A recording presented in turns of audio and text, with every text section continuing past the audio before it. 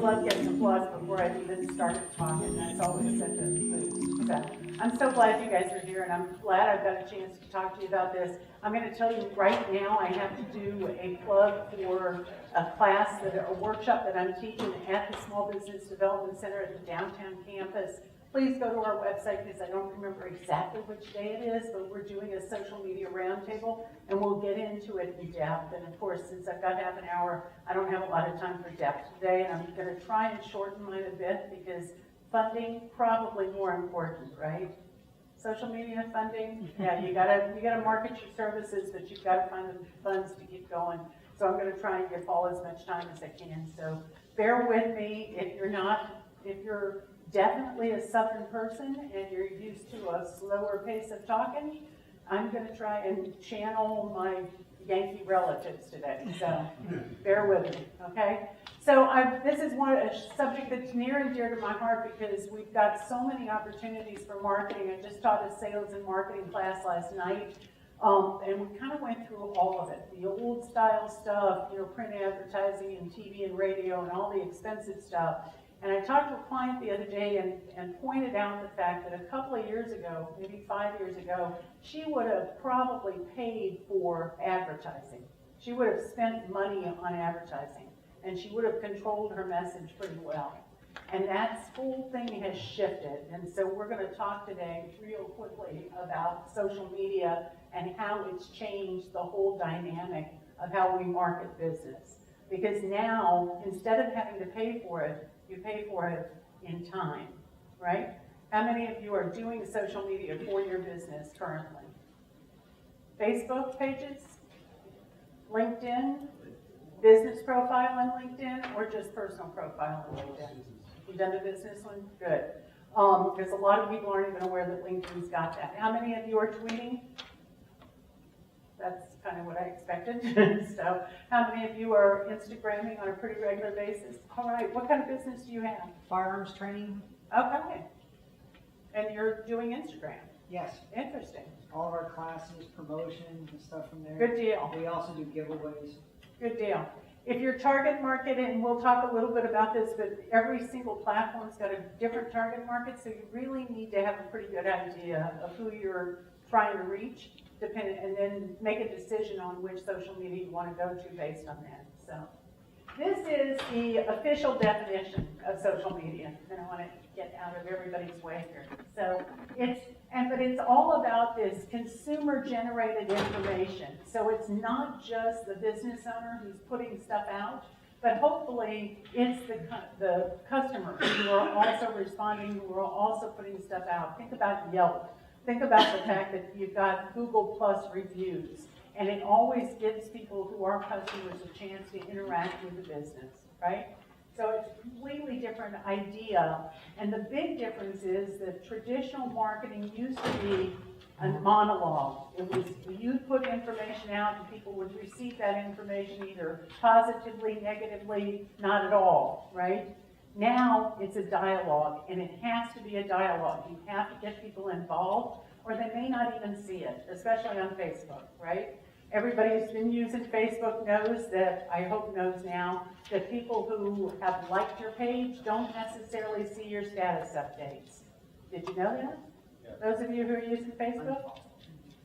They have to follow, and even then they may not see it, and then we complain, right? We go, how dare they do that to me? Because this is my business page on Facebook, and I have to remind my clients, how much did you pay for that? Nothing, right? So Zuckerberg and all of the Facebook people are trying to monetize this. They're trying to get you to pay for the promoted status updates so that you'll make them some money. I don't blame them. I really appreciate the fact that I've had it for free all this time. Yeah? Well, if we start paying for it, are they going to continue to take down posts that they don't agree with politically? That I don't know. You have to ask them. So, and I don't represent any of these social media channels. Yeah. Ma'am, I'm on LinkedIn. I like that a lot because it's more professional. Yeah. So is that, and they charge. I got it for free for 5 years because I'm a veteran. I believe it's only a year right now. There are 2 levels of LinkedIn. There's a free level and then there's the professional level. Right. So you don't really have to pay for it. Right. So, I got the premium job seeker one. As a vet. Yes, yeah. That was they offered it about a year and a half ago, and I took on, for Yeah. free for 5 years. Yeah, that's good. What a deal. So this used to be the standard marketing mix, right? Product, price, place, and promotion. And what's happened is that this has now changed, and it's focused on the consumer, it's focused on your cost, convenience, and it's all about the communication, right? So I point out to this is a term that, as far as I know, Bill Gates actually coined, trilogy of trust, that it takes 3 people in any interaction to have the confidence so that I'll go buy something from you. If I drive by an auto mechanic shop and my car needs work, how likely am I to pull in? Probably not at all, right? But if somebody I trust tells me this is a good auto mechanic, then I'm going to go. So you've always got 3 people in that interaction. You've got the business that's selling, you've got the person who's buying, and you've got somebody in the middle of that. And that's why social media works so well, because you're leveraging that word of mouth, you're leveraging this trilogy of trust. As I said, you've got to focus on who your target audience is. You need to know who the center of the target is, especially if you're a startup. Hugely important. I see people all the time that say, well, I can sell to anybody. Yeah, you probably can, and I'm not ever going to suggest that you turn anybody away at the door, but if you don't focus on that center of that target, you're going to end up wasting money across the board. If you do focus on it, and you figure out where those people are, and I mean get a persona for that ideal customer. Who is it? What demographic groups does that person fit into? What income level?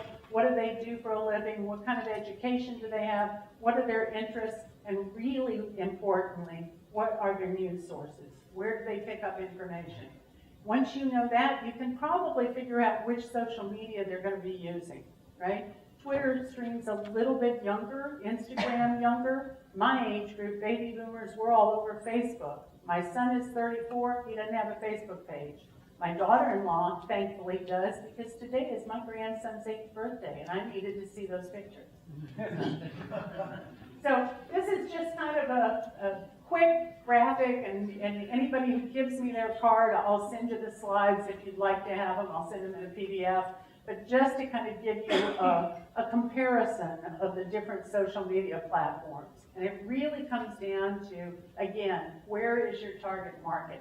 If you're selling to women, anybody got an idea which social media they should be on? Pinterest. Absolutely Pinterest. You guys don't spend a lot of time on Pinterest because apparently you don't care that much about your footwear. I don't get it. I care about mine, as you can see.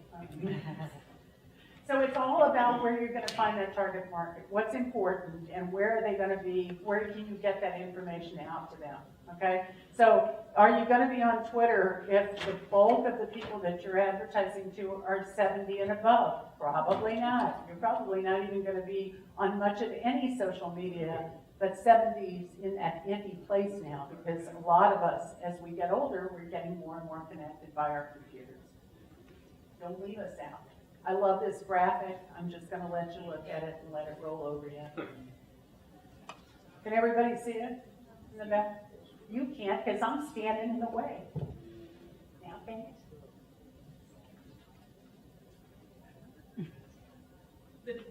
The Google Plus one, I will take a little bit of, I'll take away from that now. Here's my question to you. What's the biggest search engine? Google. Google, everybody agree? What's the second biggest search engine? Facebook. Microsoft would have you believe it's Bing, but they're lying to you. Anybody else want to guess? Nope. Nope. Nope. Facebook. YouTube. It's not a search engine. I mean, we don't think of it as a search engine, but it's used as a search engine. You know why? How-to videos. Searching for. How-to videos. How many of you are under the age of 30? Got a couple? Do you go to YouTube? Anytime you want to learn something? Do you go to Google so you'll have to read lots of text? No, they go to YouTube. It's not that they can't read. Let's be sure that we clear that up. It's that they would rather not. What they would like to do is, I want to learn something, they go to YouTube, they watch the video, we're done. They don't want to have to sort through and read a whole bunch of text that's going to describe all sorts of stuff. They're just going to get in there and watch the video. So what's interesting is, if you've got a YouTube channel and you've done some videos for your business and you've built out that channel, you can put those YouTube videos on Facebook, and you can put them just about anywhere now, even Pinterest, and you can even do short videos on all the rest of them. So everything that you build on YouTube, you tag appropriately with the search phrases that you need. People search on that, they see it, it may even go viral if it's a really cool video, right? You want to see a great viral video? Just next time you get onto YouTube, Google Virgin Safety Video. Who would ever guess that a safety video for an airline? Yes, that Virgin. I know where you guys were headed. All of you guys. Virgin Airlines has a safety video that's amazing, and it's gone viral, and people keep sharing it because it's just fun, right? So if you can do a video that's fun, if you've got a business that's fun, or you can make some fun aspect of it, you never know how far that can go.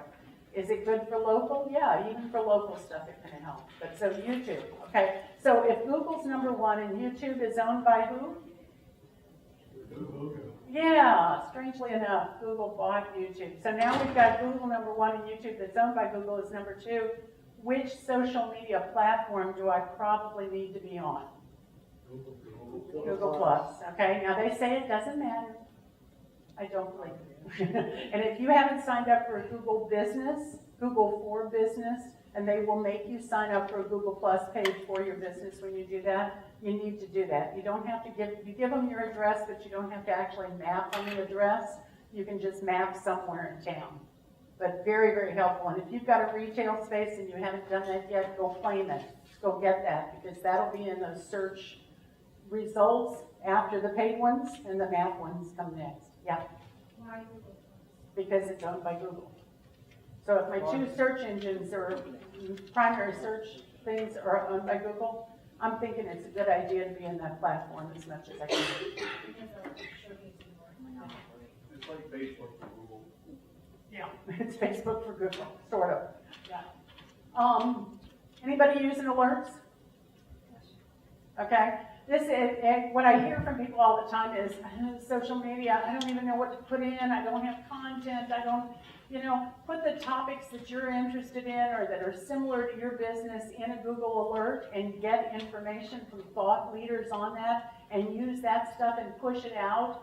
Don't plagiarize. Don't pretend that it's yours. Give credit where credit is due, but it helps brand you as an expert because now you are putting all that information together, right? Also use a Google Alert for yourself and for your business name so that if anybody mentions you, you'll know immediately. I've got one for Crystal Darby, and I found out that I should put it in quotation marks because now I get a lot of results for glassware out of Derby, England. So it goes after the actual words. Come on, stick with me, guys. I know it's late in the afternoon. So here are the big trends. Everything's visual. So the bigger the images, the more stuff you're going to be doing, and that's true for just about every social media. Even Twitter, pictures are showing up there. Mobile use and sharing, and then shopping on your phone, right? How many of you do shopping online before you even walk into a store, right? So even if you go into a big box store, you're going to shop online before you do that to do the window shopping to kind of narrow down what you want, product and service. Anybody bought a car without going online first? No. We're going to do that first, right? But here's what's interesting, and I've noticed that I'm doing this too. I'll be at Target and I'm thinking about buying something. I'm back on my phone. I'm comparing prices at other stores while I'm standing in Target. You doing it too? Yeah.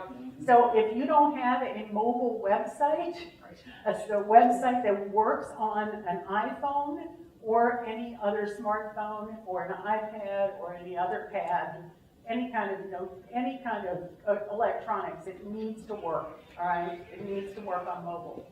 And that means optimized for that, not just, yeah, it looks okay, but I can't find the address, kind of, okay?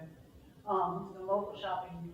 This is our Facebook page, and I'd really appreciate it if you'd like us on Facebook, the UTSA Small Business Development Center. We do business advising all across the board. I can help you with financials and business planning and get you connected with lenders and do all of that stuff, but I can also help you with your marketing if you need that. This is our, what is it? Look at baby.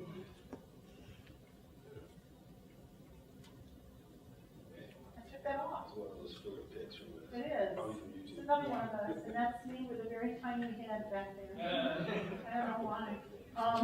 This is our Pinterest page. We've got a lot of stuff for small business to kind of encourage you, and we've got boards with motivational stuff. And this one is our LinkedIn business page. Each of the business advisors has their own, so look at that. Very interesting thing about LinkedIn, when you do a headline for yourself and it's usually your name, you're not limited to just your name. So mine says, Crystal Darby helps small business. Helps with search. If somebody's searching for small business, they're much more likely to find my LinkedIn profile. And fill it out completely. And this is where I just do a marvelous intro into what Paul has to tell you. So these are some social media marketing tips for crowdfunding, and I hope I'm not stepping on what you're doing. But here's the thing. Don't do crowdfunding until you've already built out that following, because if you try to do crowdfunding, you have no one to tell about it. So it's very important that you build that social media well before you're ready to start any kind of equity platform or crowdfunding. Understand the difference between the platforms that you'll be using, and then figure it out on each of the social media. Make sure that all of your profile is filled out completely, and then be sure that you curate and write topics of interest to you, interest to your target market, interest to whoever you're going to be pushing out the crowdfunding to. And self-promote. This is true of all social media. 1 out of 20. Give me some information 19 times, and then when the 20th time comes around and you're trying to sell me something, I will not be offended by that. But if you're trying to sell me something every single time you post on your social media, I'm going to have issues, and I'm probably going to shut you down. I'll hide you at the very least. I may not unfriend you. I hide a lot. And then include videos or images. Be yourself. Don't try to be something you're not. Be authentic. And when you do that on your social media, it'll carry forward in everything else you do. Repeat your posts. This is an interesting thing that we kind of were told, oh no, just post it once. But especially Twitter. If you're following a bunch of people on Twitter, you're not going to see anything that anybody posts unless you just have nothing better to do but scroll back through several days worth of stuff. So be sure and repeat it. You can change it a little bit so that it's not exactly the same wording, but be sure if you're trying to push out some kind of promotion on any of your social media, try and just make sure that you repeat that a couple of times during the day for Facebook, 5 or 6 times for Twitter, depending on which channel you're using, and then find the time to do what you need to do on this. I know that's hard. Use tools. Use things like Hootsuite or TweetDeck so that you can schedule stuff well in advance. And if you need any information on any of this, I'm here to help you. There's our disclaimer. We're not attorneys. We don't even play them on TV. But you can come to us for all sorts of business advice. And if you're already in the system at PTAC, all you have to do is just tell them, you know, there was this lady at the Veterans Conference that talked about social media. I need to go talk to her. And one of those good folks at PTAC, whoever you're working with, will send you across the street and we can work together. I'm booked out about a month in advance, so consider that, but I'd love to work with any of you. And that's our contact information. And now I'm going to turn it over to Hall.